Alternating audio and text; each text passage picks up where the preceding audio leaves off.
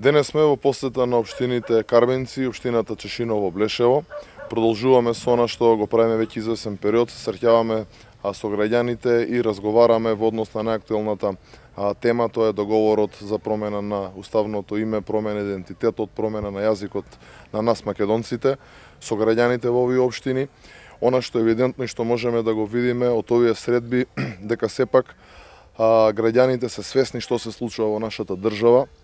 и дека во огромно мнозинство истите нема да дадат поддршка на овој штетен и капитулантски договор кој што владата предводена од Зоран Заев го подпиша со соседна република Грција. Она што е исто така интересно е фактот дека манипулацијата од страна на власта е посе евидентна.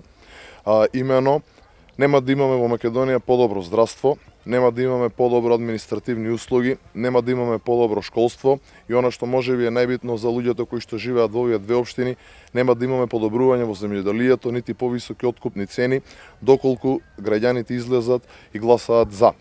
Тоа е она што како манипулација веќе месец дена речиси го гледаме од страна на владата предводена од Зоран Заев на еден манипулативен и крајно низок начин се обидува граѓаните да ги наведе на погрешен